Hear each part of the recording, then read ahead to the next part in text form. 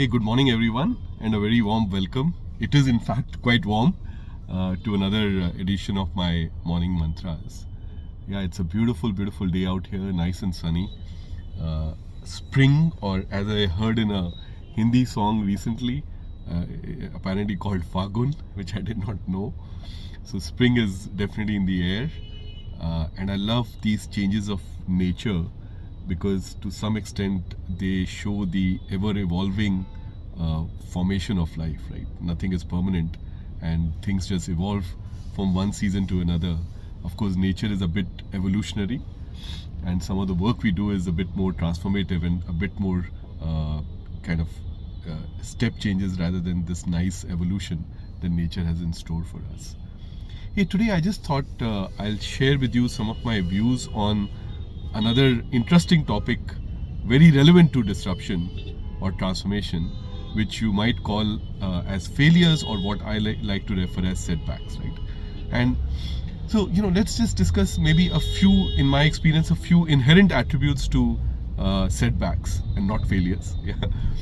I think, one of them is, I guess, if you are in a transformation, in the transformation game, which means you're really pushing the boundaries, right? Which means the difficulty curve, when it goes exponential, is when it is really authentically transformational, right? Otherwise, linear curves are difficult, but I wouldn't pitch them as kind of transformation. So when the difficulty curve is transformational, is exponential, you're pushing so many boundaries, it's inevitable that there will be a level of setbacks, right? So it's just the inevitability of setbacks, and just as something's going wrong is part of transformation journey. So just remember that it's quite inevitable. It's probably around the corner somewhere in any case, right? Second is, something I learned out of experience. I mean, of course, another inherent attribute of failures or setbacks is that it could be exogenous, something you don't control at all. That kind of happened in my life once. It was a bit personal, but something just hit you from outside, whacked you from outside, as life sometimes does, without any notice. Yeah, it lasted for a fair bit of time. So it could be exogenous, or it could be, of course, something that you are doing and as a consequence of that. So something that you have control over, right? So these could be the two forms of setbacks, right? Yeah, the third attribute I feel is, and that is just from my personal learning, having gone through this fairly elongated, painful, personal journey of a setback that I had, that, we have the human body and the human soul and mind have some beautiful inherent attributes to manage these setbacks, right? I used to think, my God, if something like this was to happen to me, how will I ever manage? I'll crumble, I won't be able to do it. But just remember, we are an amazingly resilient machine, and when these things happen, pretty much every human being has the ability to kind of work through those, right? Yeah. So, when I look at setbacks in that perspective, also, of course, they are temporal, they don't last forever. So remember, there is this view that when you are in it, there is, of course, this issue, but they don't really last forever, right? Yeah. So they do go away, right? So, there are some inherent attributes. Yeah. Most importantly, they will happen if you're in the transformation game. So, this whole thing of anti-fragility leadership is about being kind of ready for these impacts, ready for continuous change, thriving in continuous change, and continuous change yields setbacks sometimes, right, and failures, right? So yeah, and second, remembering that we have the inherent capability to deal with it, and every human being has that, so it will naturally kick in. And then, of course, these are a bit temporal, and you could get hit externally, which might have nothing to do with what you are doing, or in certain cases, in a lot of the cases, it's got to do with what we are attempting to do, right? So, and then the second question arises, okay, how do you deal with it, right? And I'm sure there are many more, experienced folks who've kind of written books on this, but here are my 2-3 key mantras on dealing with setbacks, right? I think the first is, maybe I can just, if people kind of say, right, be strong,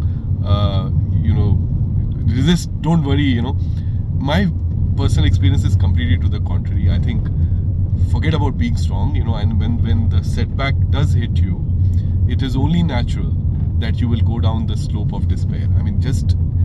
Just be aware that's going to happen, right? So I wouldn't be too worried. In fact, I would just remind myself that every human being goes through that valley of despair when the setback happens, right? And all these mantras about be strong and I don't think that are actually real and practical, right? And if you try to resist it, you feel even more down and out, right? So just be aware. You will go through a valley of despair. You will feel disappointed.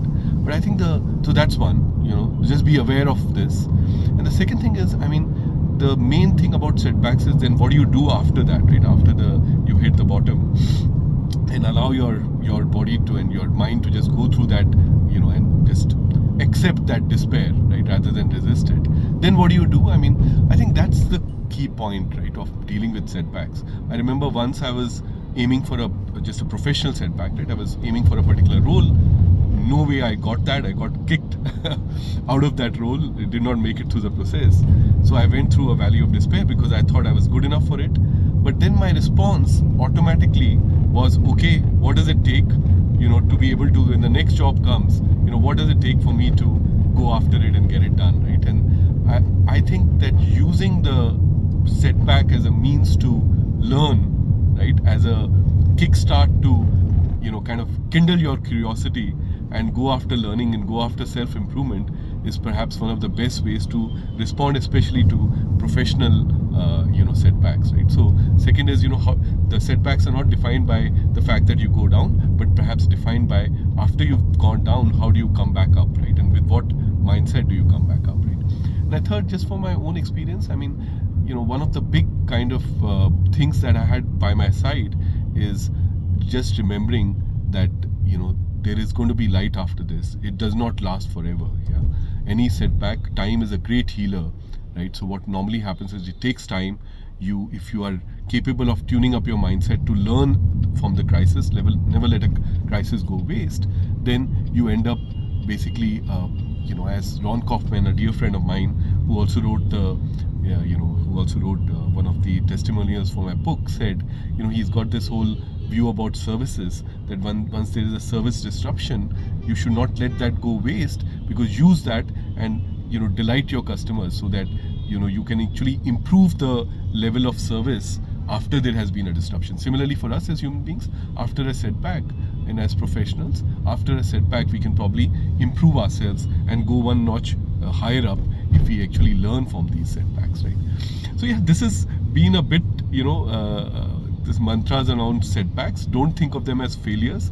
Don't get too melodramatic about setbacks. They are part of disruptive journeys. Accept them, accept the fact that you'll go through a valley of despair, and then maybe try and find out a mechanism to say, how do I now learn to get out of this valley of despair? What do I need to kit myself up, in terms of professional learning or even in personal kind of circumstances? How do I use this crisis to catapult me to another level, right? So that's all I had to share in this beautiful sunny morning. Thank you very much for listening to me. Have a great day. Cheerio.